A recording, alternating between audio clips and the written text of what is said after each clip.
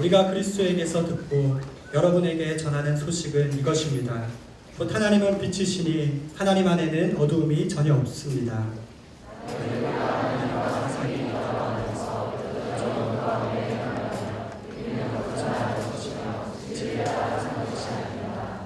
그러나 하나님께서 빛 가운데 계신 것처럼 우리가 빛 가운데 행하면 우리에게는 서로 사귐이 있고 하나님의 아들 예수의 피가 우리를 모든 죄에서 깨끗하게 해주십니다.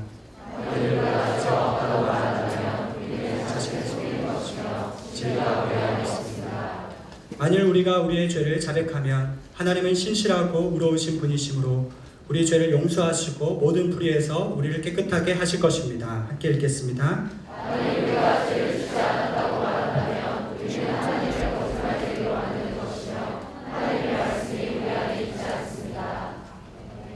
할렐루야. 오늘도 우리의 예배를 기쁨으로 받아주신 우리 주님 앞에 감사와 영광과 찬양의 큰 박수 올려드리겠습니다. 날마다 새롭고 새로우신 주님의 성실하신 사랑을 찬양합니다. 최고의 함성과 박수를 다시 한번 주님의 이름을 높이 올립니다. 할렐루야. 주님 영광과 찬양을 받아 주시옵소서. 아멘. 주님 사랑하는 여러분, 성령 충만하십시오. 오늘도 말씀 충만하십시오. 여러분, 우리 인생 가운데 부를 수 있는 노래가 있고 또 흔들 수 있는 깃발이 있다는 사실이 얼마나 감사한지 모르겠습니다. 하나님을 높이는 영화로운 찬양의 고백과 진리의 깃발을 우리의 시대 가운데 흔드는 거룩한 하나님의 사람들이 되는 놀라운 은혜가 있게 되기를 주님의 이름으로 축원합니다. 오늘도 하나님께서 주실 은혜를 사모하며 말씀 앞에 함께 나아가기를 원하는데요. 지난주 설교가 마치고 여러 명의 지체들에게 연락을 받았습니다. 제가 설교 마무리 부분에 나눴던 개인적인 이야기에 공감이 되고 도전이 되었던 것 같아요. 여러분, 그것은 약함에 대한 이야기였습니다. 승리와 또 성취에 대한 나눔이 아니었어요. 제 생각에는 그랬던 것 같아요. 나만 힘든 게 아니구나. 모두에게 인생은 때로 무거운 것이고 견뎌야 하는 것이고 불같은 시련에 연단되는 금과 같이 사는 것이구나, 이런 생각에 위로와 도전을 얻지 않았나라는 생각이 들었습니다. 그러면서 오늘을 살아가는 청년들에게 필요한 중요한 영성은 견딤의 영성이라는 생각이 들었습니다. 한 걸음 진보 없이 그냥 그렇게 우리의 일상이, 우리의 인생이 정체되어 있는 것 같고 변한 것 없는 상황 속에서 어찌할 바를 모르는 것 같지만 여러분, 그래도 포기하지 않는 것입니다. 견디는 것이에요. 버티는 것입니다. 미국 권투 선수 중에 지미 영이라는 유명한 흑인 선수가 있습니다. 원래 권투를 하려고 했던 사람이 아닌데 마땅히 할 일이 없어서 할 일을 찾다가, 직업을 찾다가 스파링 파트너를 하게 되었습니다. 어쩔 수 없이 하게 된 일이었어요. 권투 선수가 시합에 나가기 전에 한 일주일 정도부터 연습삼아 두들겨 패는 상대가 스파링 파트너입니다. 스파링 파트너는 자기는 때리지 못하고 내내 그 선수의 펀치를 얻어맞아야 하죠. 아주 굉장히 고달픈 직업이라고 할 수 있습니다. 그런데 이 지미 영이 세계 최고의 선수 무하마드 알리의 스파링 파트너가 되었어요. 여러분, 알리를 잘 알고 계시죠? 개인적인 친분은 없다 할지라도 여러분, 알리는 권투기의 전설이죠. 그가 남긴 승리의 전적들은 실로 놀라운 것입니다. 나비처럼 날아서 벌처럼 쏜다, 이런 명언을 남기기도 했죠. 우리 어린 시절에 그런 이야기가 있었어요. 그런 알리가 시합에 나가야 하면 지미는 한 일주일 정도 내내 그 알리의 펀치를 받는 스파링 파트너의 역할들을 하게 되었습니다. 맞고 또 맞았어요. 그리고 맞은데 또 맞았습니다. 여러분, 그런데 그렇게 맞다가 요령이 생겼어요. 이제 어떻게 맞아야 그 펀치의 충격을 줄일 수 있고 어떻게 움직여야 세계 최강의 핵주먹을 피할 수 있는지 그 방법을 터득하게 되었던 것이죠. 이 맞는 것에 대한 자신감이 생긴 거예요. 전문 용어로 맷집이 생긴 것입니다. 그래서 그는 스파링 파트너를 그만두고 그가 스스로 권투 선수로 데뷔하게 됩니다. 그리고 그 후 1976년 조지 폴만이라는 사람을 12회 KO로 이기고 세계 헤비급 챔피언 자리에 오르게 됩니다. 여러분, 그저 때리는 대로 맞는 것에 무슨 유익이 있을까 생각하지만 여러분, 맞는 과정을 통해서 얻게 되는 것이 있다는 사실입니다. 인생의 참된 길을 터득할 수 있다는 것이에요. 여러분, 우리의 일상의 삶의 현장을 살펴보면 우리는 현실로부터 마치 문매를 맞는 것 같이 느껴질 때가 있습니다. 그것이 경제적인 문제이든 재정의 문제이든 가정과 관계의 문제이든 우리 육신의 연약한 질병의 문제이든 여러분, 그것은 우리의 삶 속에 비껴갈 수 없는 현실의 펀치와 같이 느껴질 때가 있어요. 그냥 링 위에 쓰러져서 이대로 경기를 끝내고 싶은 마음이 들기도 하고 그냥 포기해버리고 싶고 너무 지쳐서 더 이상 싸울 힘이 없이 느껴질 때가 있습니다. 모든 것이 무의미하게 느껴지죠. 여러분, 그런데 그것이 다가 아니라는 사실입니다. 그렇게 얻어 터지고 가슴이 먹먹해진 것 같아서 아무것도 할 수 없을 것 같은 그 시간의 과정을 통해서 우리가 배우고 우리가 알게 되는 것이 있다라는 것이에요. 여러분, 그러한 시간들이 우리의 인생의 걸음이 되고 자원이 될 것입니다. 우리가 깨닫지 못한 순간에 우리 인생의 다음 라운드가 열리게 되는 것을 보게 되고 견뎌왔던 지난 시간으로 새로운 인생의 기회들이 찾아오는 것들을 발견하게 될 것입니다. 사랑하는 여러분, 저는 때로 우리의 삶에 주어진 이 시련을 우리가 비껴갈 수 없는 것이라면 그것을 견디고 버티고 그 과정을 통과할 수 있는 방법을 터득하는 은혜가 있게 되기를 주님의 이름으로 축원합니다. 고난과 시련의 펀치를 통해서 인생의 교훈을 얻는 것이에요. 새로 주어진 기회를 얻게 되는 것입니다. 여러분의 삶 속에서 이건 참 쓸데없는 불필요한 매를 맞고 있다고 느끼는 분이 계실지 모르겠어요. 여러분, 그러나 포기하지 말고 견디십시오. 버티세요. 그 견딤이 여러분을 견고하게 만들어 줄 것입니다. 그 시간의 과정을 통해서 하나님께서 우리의 인생 가운데 새 일을 행하시고 새로운 기회를 주시고 지나왔던 견뎠던 그 지난 과거의 시간들을 통해서 우리의 인생 가운데 묻혀있던 보화와 같은 지혜들을 발견하게 하실 줄로 믿습니다. 오늘 이 예배 앞에서 주님 한 분을 소망하고 인내로 우리의 인생길을 가기를 원하는 저와 여러분 가운데 하나님의 새로운 놀라운 은혜가 있게 되기를 주님의 이름으로 축원합니다. 내 옆에 사람과 한번 이렇게 인사했으면 좋겠는데요. 맷집 좋게 생겼습니다. 좋은 날이 올 것입니다. 축복해 주시겠어요? 네. 모든 만물에는 시작과 끝이 있는 것처럼 우리가 통과하고 있는 때로는 시련과 고난과 어려운 이 시간들도 반드시 끝이 오게 될 것입니다. 오늘 하나님께서 우리에게 주신 말씀은 여러분, 빛 가운데로 걸어가는 삶이란 어떤 것인가에 대한 말씀을 나누기를 원하고 계십니다. 우리 5절에서 6절 말씀을 같이 한번 다시 읽도록 하겠습니다. 5절에서 6절 말씀 시작.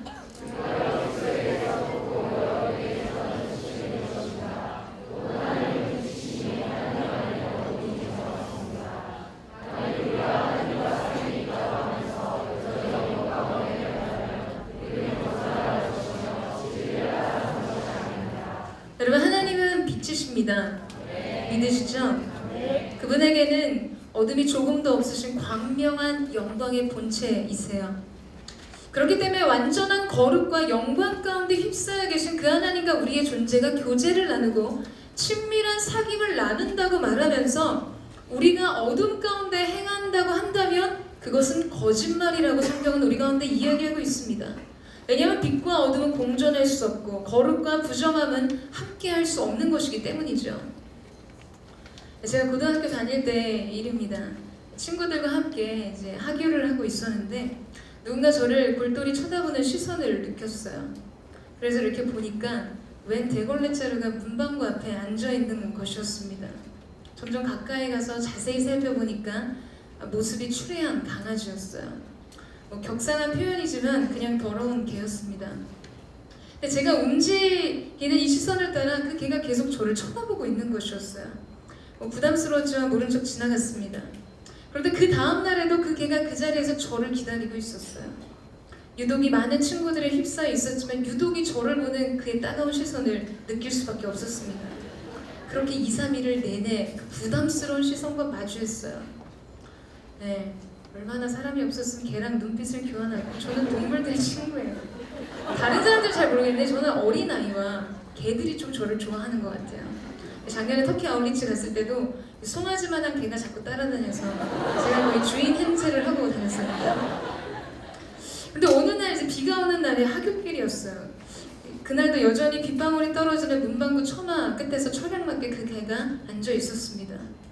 분위기가 심상치 않아서 그날만큼은 더욱 애써 모른 척하고 가려고 하는데 그날은 어떠한 이 마음의 결단이 있었는지 이 개가 저를 비를 맞으면서 따라오기 시작하는 것이었어요.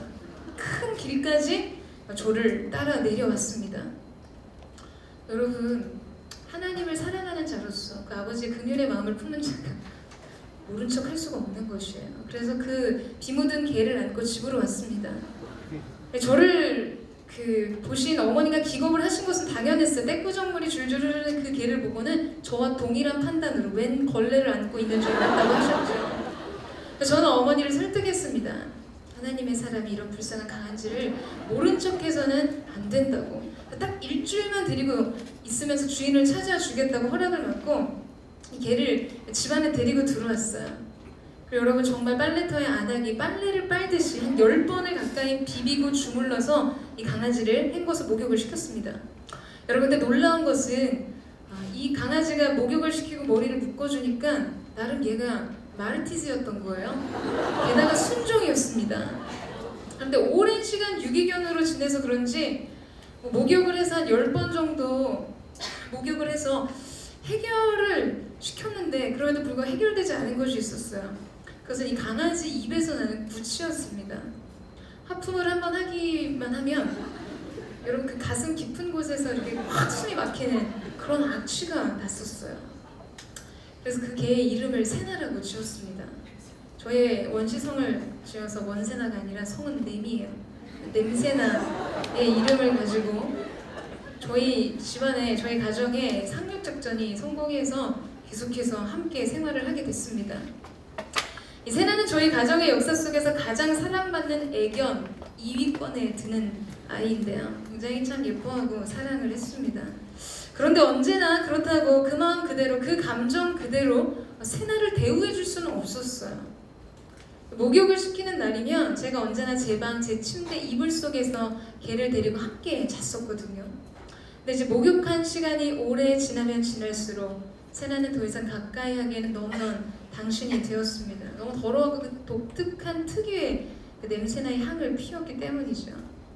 뭐 이렇게 점점 더러워지기 시작하고 베란다 밖에서 재울 때도 있고 손님들이라도 오시면 그의 존재는 자취를 감추었어요. 여러분, 그러나 그런 날에도 저는 세나를 사랑하고 아꼈습니다. 저와 이 세나와의 관계는 그 이후로 7년간 변함이 없었어요. 아직도 추억의 저의 애견 세나를 사랑합니다. 여러분, 저는 가끔 저의 세나와의 관계를 생각하면서 하나님과 저와의 관계를 돌아볼 때가 있습니다. 오늘 우리의 영적인 상태들, 정결하지 못한 삶에 가려진 비참한 내용들이 여러분 하나님과 우리의 근본적인 사랑의 관계를 깨뜨릴 수는 없습니다. 우리를 향한 하나님의 사랑과 그 은혜의 구원을 변질시킬 수는 없다는 것이죠. 그러나 분명한 한 가지 사실은 하나님과 누리는 친밀한 사귐은 분명 달라진다는 것입니다. 하나님은 어떠한 어둠과 흠도 공존할 수 없는 완전한 빛과 거룩의 원형이세요.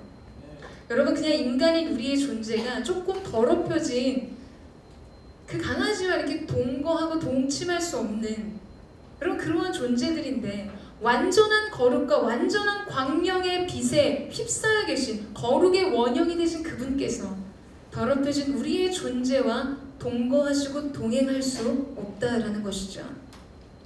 그렇기 때문에 완전하신 하나님과의 친밀한 사귐을 누리기 위해서 우리에게 필요한 것은 거룩이요 빛 가운데로 행하는 삶입니다. 하나님은 언제나 우리를 사랑하시지만 하나님은 언제나 우리를 가까이 하실 수는 없다라는 것입니다. 계속해서 이야기하지만 그분은 거룩하시고 완전하신 빛 가운데 거하시는 분이기 때문입니다. 여러분, 오늘 우리가 이 거룩을 갈망하고 소망하는 이유는 무엇일까요? 거룩은 우리의 영혼 가운데 달려있는 어떤 훈장이 아닙니다. 우리가 취득해야 될 라이센스가 아니에요. 아, 너무 의롭게 살았구나. 말씀 그렇게 열심히 보더니 기도 열심히 하더니 오늘 비전원금 특선 1부부터 4부까지 섬기더니 내가 너를 거룩하다고 인정한다.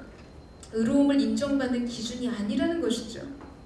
우리 인생의 신앙의 높은 기준에 도달하기 위해서 우리가 하나님으로부터 높은 상급을 얻기 위해서 거룩을 추구하는 것이 아니라는 것입니다. 여러분, 우리가 거룩과 성결의 영으로 새로워지기를 갈망하는 이유는 바로 거룩이 남기는 관계의 열매 때문입니다. 여러분 동의하세요? 하나님께로 더 가까이 나아가기 위해서이죠. 그분과의 친밀한 사귐과 교제를 누리기 위해서입니다. 우리가 사랑한다고 고백하는 신랑 되신 그분의 얼굴을 보기를 갈망하는 영원한 사랑과 목마름이 우리 가운데 있기 때문에 거룩하신 그분 앞에 가까이 가기 위해서 우리 존재의 거룩을 갈망하게 되는 것입니다. 하나님의 영광의 존전 더 가까이에서 그 빛나는 보좌의 영광 앞에서 예배하는 그 특권과 축복을 누리기 위해 우리는 하나님과 같이 내가 거룩하니 너희도 거룩하라고 말씀하시는 그 거룩한 부름 앞에 응답하기를 원하고 소망하고 갈망하게 됩니다. 여러분, 그래서 우리는 그러한 찬양을 부르잖아요. 내 영혼에 한 소망이 있으니 주님과 같이 거룩하게 하소서. 나의 삶을 드리니 거룩하게 하소서. 주님, 나를 받아주십시오. 여러분, 저는 오늘 저와 여러분의 인생 속에 이 거룩에 대한 열망이 있게 되기를 주님의 이름으로 축원합니다. 이 갈망은 주님을 사랑하는 모든 자의 것이에요.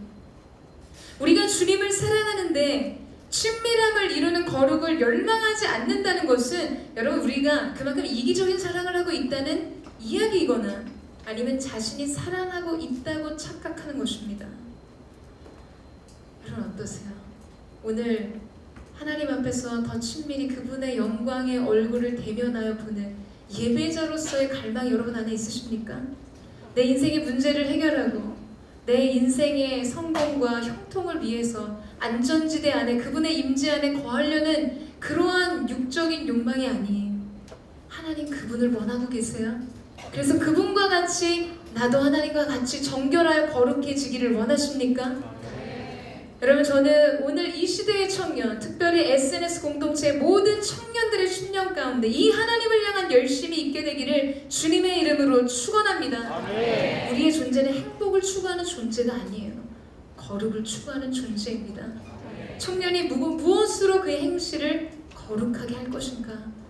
생명과 같은 순결하신 하나님의 말씀이 오늘 그 말씀을 듣는 모든 자의 영을 새롭게 하실 뿐만 아니라 거룩과 성결의 영으로 기름 부어주는 놀라운 은혜가 있게 되기를 주님의 이름으로 축원합니다. 여러분 뿐만 아니라 우리는 이 빛 가운데로 행하는 삶을 살아야 합니다. 그렇다면 이 빛 가운데로 행하는 삶이란 과연 어떤 것일까? 그 말씀이 우리 가운데 이야기해 주시는 음성을 듣기를 원합니다. 7절 말씀을 읽겠습니다. 7절 말씀 시작. 하나님께서 빛 가운데 계신 것처럼 우리가 빛 가운데 행하면 우리에게 서로 사귐이 있고 하나님의 아들 예수의 피가 우리를 모든 죄에서 깨끗하게 해주시노라. 빛 가운데 행하는 삶은 여러분 죄를 짓지 않는 삶이 아닙니다. 만약 죄를 짓지 않는 삶을 산다면 여러분 그 아들의 피가 우리의 모든 죄에서 깨끗게 하실 이유는 없는 것이죠. 말씀 속에서 지금 빛 가운데 행하는 삶, 그 행하는 삶을 살게 될 때 예수의 보혈이 너의 존재와 영혼을 모든 불의와 죄로부터 깨끗게 하실 거라 말씀하고 계세요. 우리는 매일과 같이 우리 안에 일어나는 죄의 소원들을 보게 됩니다. 예수님을 나의 구주, 나의 하나님으로 경험하고 그분을 뜨겁게 사랑한다 해도 여러분 우리 마음 안에는 이 두 가지 마음의 싸움이 계속된다는 것이에요. 그리고는 빈번한 넘어짐을 경험하죠. 그럴 때 하나님의 사람들은 자신에 대해서 절망합니다. 아, 나는 변하지 않는구나. 이런 것이 반복되면 이제 하나님 앞에서 면목이 없어서 여러분 죄송해서 하나님께 미안해서 회개를 못하겠다는 상황에 이르게 돼요. 어제 회개하고 용서를 구했는데 오늘 죄목도 똑같아요. 어제 고백한 그 죄에 또 엎어지고 넘어져서 하나님 앞에 어저께 잘 쇼부 보고 잘 끝냈는데 사면 청구서를 다시 내밀 낯이 없는 것이죠. 언젠가 이 상담을 하는데 자매가 늘 같은 문제에 넘어지는 자신의 연약함과 이 죄 때문에 너무나 괴로워했어요. 그리고 이미 자신의 삶이 너무 망가져 버린 것 같고 회개해도 또 잘못할 것을 알기 때문에 이제 하나님 앞에 어떻게 나가야 될지, 하나님 앞에 나간다는 것이 하나님 앞에 어떻게 예배해야 될지 잘 모르겠다는 거야. 못하겠다는 거야. 그래서 저는 두 가지를 이야기했습니다. 첫 번째, 길을 가다 넘어졌다. 어떻게 할 것인가? 여러분 어떻게 하시겠어요? 네? 여러분 단순합니다. 그냥 다시 일어나는 것이에요. 앉아서 무슨 생각을 하시겠어요? 나는 왜 넘어질 것일까? 내가 다시 넘어질 가능성이 분명 있기 때문에 다시 일어나는 것은 불필요하다. 이렇게 주저앉아 계시겠어요? 내가 잘못 걸었을까? 이 지면에 평지가 수평을 이루지 못했기 때문에 넘어졌을까? 여러분 이러한 분석을 하고 앉아있다면 여러분 그분은 도움이 필요한 분입니다. 기도해드려야 돼요. 여러분 그러한 순간에는 그냥 일어나는 것입니다. 가다가 또 넘어질 수도 있겠지만 일단 일어나는 것이에요. 그럼 동의하십니까? 두 번째, 내일 얼굴이 또 더러워질 텐데 오늘 밤에 세수는 왜 하고 자니? 이 질문을 던졌어요. 여러분 그렇지 않습니까? 내일 분명 다시 더러워질 거잖아요. 왜 자기 전에 세수하세요? 잠만 잤는데 왜 아침에 일어나서 또 세수하세요? 왜 하시는 것이에요? 여러분 어차피 더러워지잖아요. 제가 이 질문을 계속 반복하면 반복할수록 도대체 우리한테 지금 그 질문을 하는 저희가 뭐냐고 여러분 하시지 않겠어요? 제가 요새 회중이 좀 강해졌다고 느껴집니다. 제가 지난주에 단에 올라와서 뭔가 하나님 앞에 더 자유롭고 뜨거운 열기로 예배하기 위해서 여러분 오늘 메르스 때문에 조금 경직되신 것 같아요. 이런 질문을 딱 드렸는데 혹시 여러분 우리가? 이런 태도로 반응 딱 보이신 거예요. 우리가? 하나님 앞에 예배하는 우리가? 이런 태도를 딱 보이시니까 제가 약간 말문이 막혀서 아니면 말고요 이렇게 넘어갈 마음이어서 제가 MC단한테 그냥 우리 회중이 좀 강해진 것 같아요 라고 이야기를 했는데요. 여러분 제가 이렇게 답이 너무나 분명한 이야기를 여러분에게 질문할 때 여러분의 마음속에 느껴지는 마음의 생각들이 있을 것입니다. 우리 굉장히 단순하게 생각하고 반응합니다. 그런데 왜 영혼의 문제에 있어서는 그렇게 단순한 생각을 하지 못하는 것일까요? 여러분 우리는 그냥 죄인입니다. 용서받은 죄인 외에 우리의 존재 속에 다른 것은 없습니다. 우리는 죄의 덩어리에 마치 장조림이 간장에 졸여지듯이 우리는 불의와 부정직과 교만과 탐심과 탐욕으로 우리의 존재가 절여진 것 같은 죄의 소원을 우리의 심령 가운데 쓴뿌리와 같이 품고 있는 존재들이라는 것이에요. 우리는 매일과 같이 새로운 죄의 소원 앞에 망설이고 주저하는 약한 존재들입니다. 여러분 오죽하면 예배를 하면서도 죄를 품고 악한 생각을 행동으로 옮기는 존재들이 바로 인간들입니다. 인류 최초의 살인의 이야기를 생각해 보세요. 여러분 어느 현장에서 그 살인에 대한 결정이 이루어집니까? 어디에서 그 사진에 대한 결정이 이루어지죠?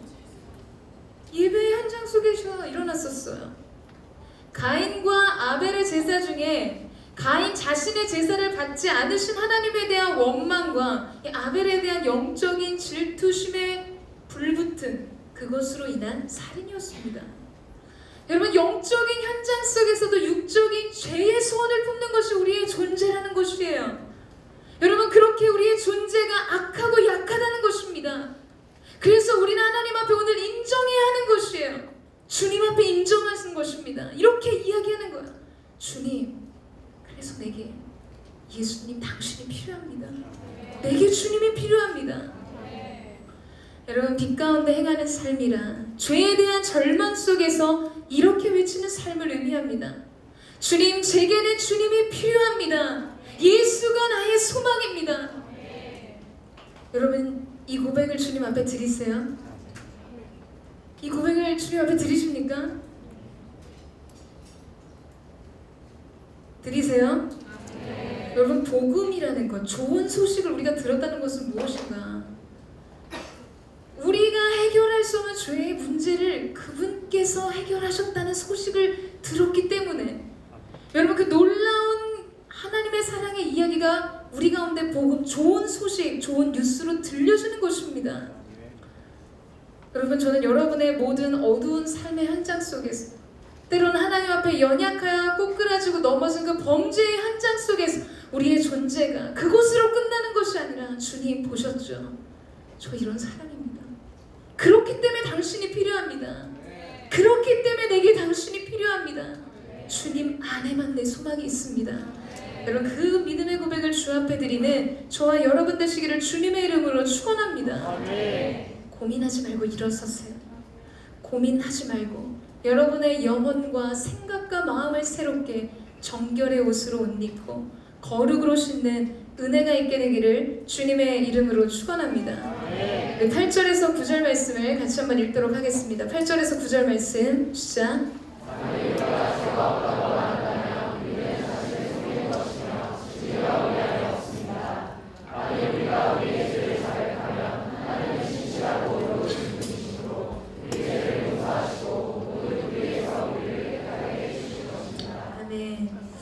여러분 빛 가운데 행하는 거룩한 삶은 이야기한 것처럼 죄가 없는 삶이 아니라 죄를 인정하고 회개하는 삶입니다. 자백하는 것이에요. 자신의 연약함과 악함을 시인하는 것입니다. 그럼 이렇게 말하는 사람들이 있을 수 있어요. 뭐 그거 말하는 게 그렇게 어렵습니까? 어렵습니다. 여러분 인간이 하나님 앞에서 자신의 죄인됨을 자각하여서 겸손해지지 않는다면 사람은 결코 자기의 죄를 시인하고 회개할 수 없다는 것이에요. 여러분 이틀 전에 종군 위안부 할머니 두 분이 같은 날 소천하셨다는 기사가 났습니다. 이제 남은 생존자는 50명밖에 남지 않으셨어요. 그분들의 평생의 한만큼 고통스러운 삶에 대한 기사를 보면 마음이 먹먹해지고 메어지는 것들을 보게 됩니다. 그분들이 생전에 입버릇처럼 하셨다는 말씀들을 기사 내용 중에 기록하고 있었는데요. 다른 것이 아니었어요. 일본 정부의 사과였습니다. 그들의 역사의 죄를 인정하고 시인하고 참회 사과를 하는 것이었어요. 여러분 그런데 대체 왜 그게 그렇게 어려운 것일까요? 일본의 역사학자들도 이 역사 왜곡의 심각성을 느끼고 최근 모여서 성명 발표를 낸 적이 있었습니다. 그런데 일본 정부는 마치 눈을 감고 귀를 막고 다른 세상에 있는 것 같습니다. 여러분 자신의 죄악과 지난 과거의 실패와 실수를 인정하고 시인한다는 것은 결코 쉬운 일이 아니라는 것이에요. 사울과 다윗의 차이는 죄의 위중함의 차이가 아니었습니다. 여러분 범죄 사실로 따지자면 다윗의 죄목이 훨씬 더 무거웠어요. 그는 살인을 한 사람이었습니다. 그러나 두 왕의 결말이 그토록 다른 이유는 무엇이었습니까?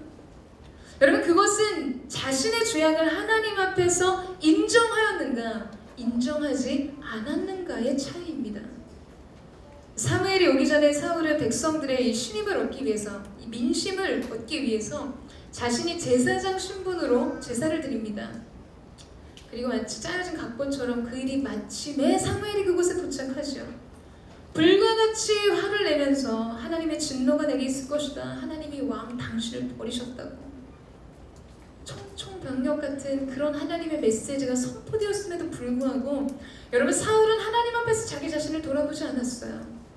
오로지 사람들 앞에서 자기 체면을 세우기 위해서 그래도 장로들 앞에서 그래도 이 백성들 앞에서 나를 높여달라고 사무엘에게 부탁하는 장면들을 우리는 성경에서 발견합니다.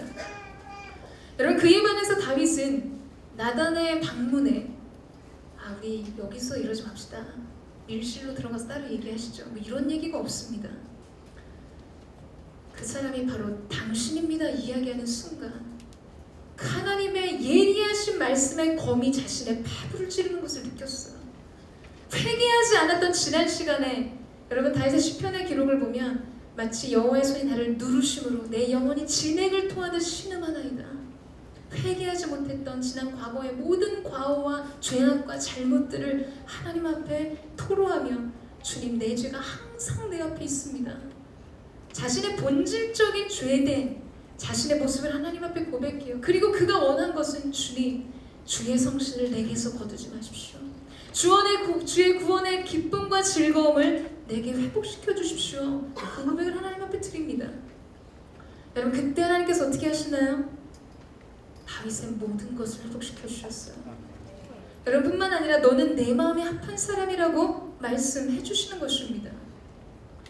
그리고 아이러니하게도 여러분 그와 밧세바와의 관계 속에서 여디디아, 하나님의 사랑하심을 입은 자인 이름의 뜻을 가진 솔로몬이 태어나게 됩니다. 이스라엘의 가장 영광스러운 두 시대, 다윗과 솔로몬의 시대였어요.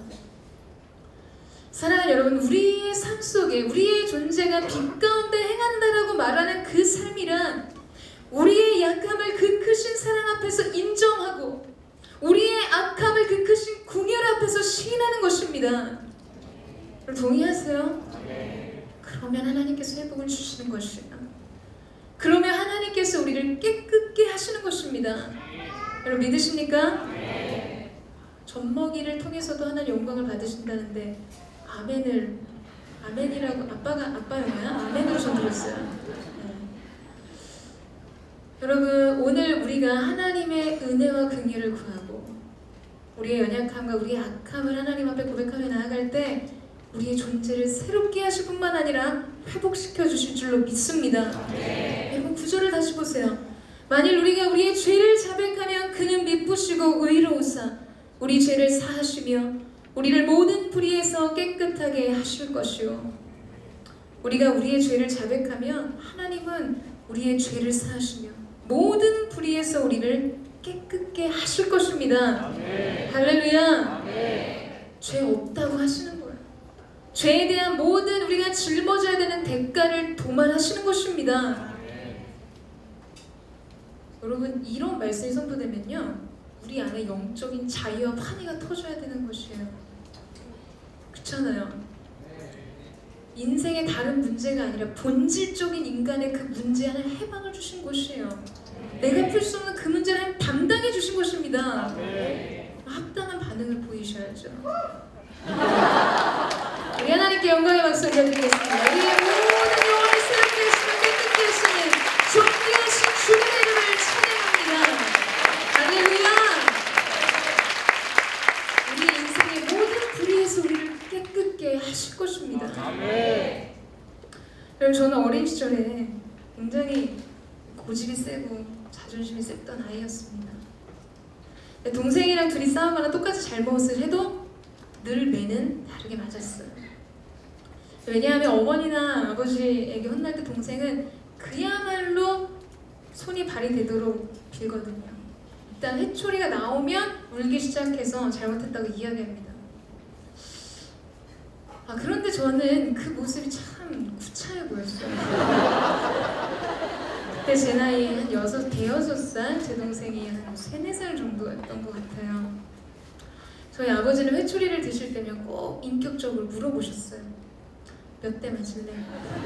왜 갈등이 되게 그런 거를 물어보시는 건지 그렇지 않나요? 근데 뭘 잘못했는지 내가 얼마나 잘못한 건지에 대해서 뭘 잘못한 건지에 대해서 생각하게 하시려고 그랬는지 항상 그걸 꼭 물어보셨어요. 그래서 제 동생은 그런 질문이 들어오면 울면서 말합니다. 안 맞을래요.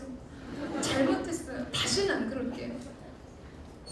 저는 옆에서 그런 동생을 바라보면서 꼭 그렇게까지 해야겠니? 이런 생각이 들었습니다.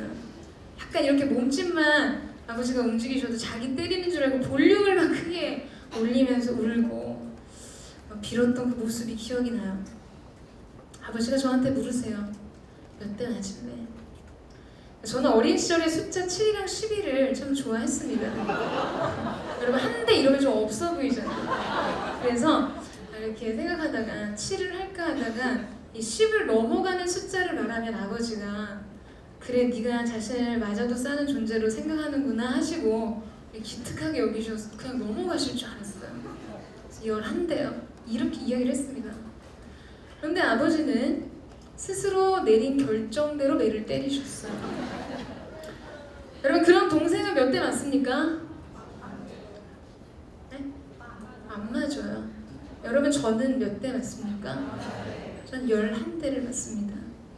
맞으면서 울지도 못해요. 그냥 지가 맞겠다고 했는데 어떻게 울겠어요. 여러분 저는 이날의 훈육이 아직도 생각이 납니다. 이런 일들이 사실 굉장히 자주 있었는데요. 저는 그럴 때마다 아버지의 반응이 굉장히 충격적이었어요. 사랑하는 여러분, 부모에게 용서를 빌 줄 모르는 자식은 맞습니다. 그리고 맞아야 돼요. 우리가 잘못한 사실이 있다면 그것을 인정하고 용서를 구하는 것이 겸손입니다. 그것이 권위에 순복하는 태도예요. 여러분, 인생을 살아갈 때 우리가 권위 아래 순복하는 법을 배우는 것이 너무나 중요합니다. 되게 부당한 태도를 보였는데 그것은 중요하지. 그것은 하나님이 나중에 판단하실 문제예요. 우리는 하나님 앞에서 반응하는 것이죠.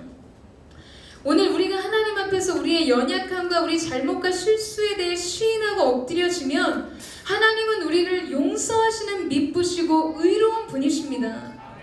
우리의 모든 실패와 실수, 죄의 모든 대가들은 아들 예수 그리스도를 통해서 해결하셨어요. 그럼 오늘 하나님 아버지께서 우리에게 요구하시는 것은 무엇일까요? 너는 너의 죄에 대한 대가를 치르라, 이런 것이 아닙니다. 여러분, 우리는 그런 생각에 빠질 때가 있어요. 정죄의식이 죄에 대한 일말의 양심이라고 생각할 때가 있습니다. 여러분, 그것은 명백한 사단의 속임수입니다. 여러분을 덫에 걸리게 하는 것이에요.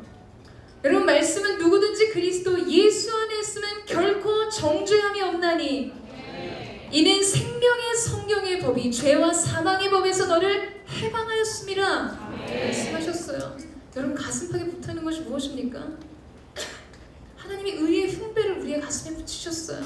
사단이 참수하는 정죄하는 불화살을 우리 가운데 쏘아 올린다 할지라도 예수께서 이는 의롭다 하신다 칭하시는 그 의의 흉배가 우리의 영혼 가운데 붙어 있다라는 사실이죠. 여러분, 성령께서 오늘 우리 가운데 주시는 마음은 정죄감이 아닙니다. 성령께서 오늘 우리 가운데 주시는 마음은 통회하고 회개하는 심령이에요. 우리가 우리의 연약함에 매여서 억압되고 속박되어 있는 그 무게 안에 눌려있는 것이 아니라 하나님 우리 가운데 영적 자유를 주기를 원하십니다. 하나님이 오늘 우리에게 기대하시는 빛 가운데 행하는 삶은 하나님 아버지한테 자신의 약함과 악함을 인정하고 그분의 은혜와 긍휼을 구하며 용서를 얻는 것입니다.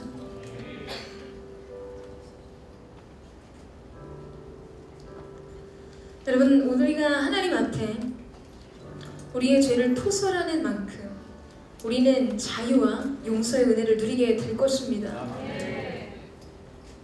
오늘 넘어졌어도 괜찮아요. 주님의 인자와 자비는 영원하시기 때문입니다. 다만 우리의 인생을 다른 길로 인도하는 것은 그 은혜와 긍휼을 구하는 겸손이 우리 가운데 있느냐 하는 것입니다.